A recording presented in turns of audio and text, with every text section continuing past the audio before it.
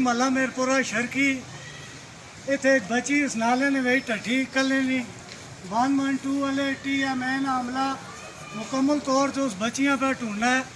असा को लफ्ज़ नहीं कैसी उसने वालदैन नाल हज़ारे हमदर्दी ने दो बोल सका, लेकिन नए लिए TMN ने हमले नहीं हर गली ने वेच हर महल्ले ने वेच इन्हें कुड़कियाँ लाइया हुई हैं।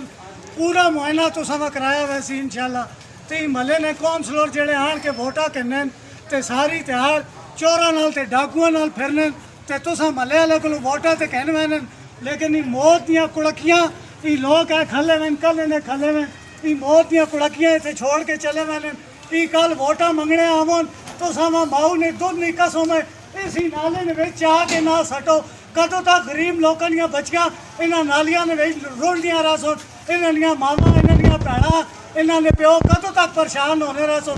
खोते ने पुत्र जहाँ भी आसुन वोट किनने आसुन खड्डे कौन पकासी इन्होंने प्यो पकासी। TMA हर साल फंड मिलना है, TMA फंड कितने भी लानी है, TMA फंड पार्कों में भी लानी है, इन्होंने गलियां महलिया में ही फंड क्यों नहीं लगता।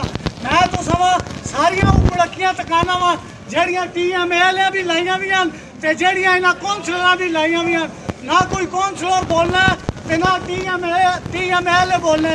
112 वाले नौजवान खले में कल रात ही लगे में तू बची नहीं लभी दराज तो ही जा के ना छोड़ी भी ताज ना गरीबा ने बचे इसने वेट डुबो तो किसी और मल्ले ने वेट काम हो सी क्यों ने खा रहा सोनी शेख साहब का कराना गरीबा ने बचे रोड के खुश पे आते खुश क्या वोट मंगने आवन ते शेख जहूरा भी तेना सारा में इस नाले ने वेट सटो ताज गंद रोड़े और ईमानदार लोगों में मुंतखब करो।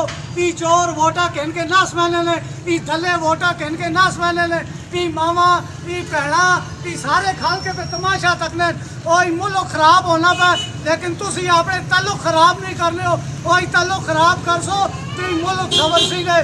अगर ताल्लुक वेख नहीं रह सो तो जी गरीबा दियाँ बच्चियाँ रोलियाँ रह सो ने ओ खड्डा चौक है खड्डा चौक तुसी वेख नो बच्ची रोली जिस खड्डे चौक अबे बंद करना चावा पास रोड वेख के नो कुड़कियाँ लाइया हुई ने इधरों आसो ता भी इसने वेट आसो तो टंगा बावा बच्चों ने इधरों आसो ता भी टंगा बावा बच्चों ने वेट आसो। बच्ची तो मर गई है लेकिन ये बच्ची आज साढ़े खड्डे चौका ने काम भी करानी है तो नाले भी साफ करवानी भी। डिप्टी कमिश्नर साहब TMA अभी नाप के चौक फारे ने वेच कल नपा के पैप चाह के लके च इसने मार तो कौन सलवा इंशाल्लाह असी लके मार सा। इस बच्ची ने खून नहीं कसो में असावा इन्हें मैं गंजा करके इस महल्ले ने वेचो कट सा। इस बच्ची ने खून नहीं मैं कसम पहचाना जिस अपनी जान कुर्बान की थी इन्हें खड्या नहीं वजह तो और इस ना जिम्मेदार TMA ना हमला ते असी बेवकूफ ते साड़ी नहली इस बच्चियाँ ख़त्म करने वास्ते साड़ी नहली काफ़ी है।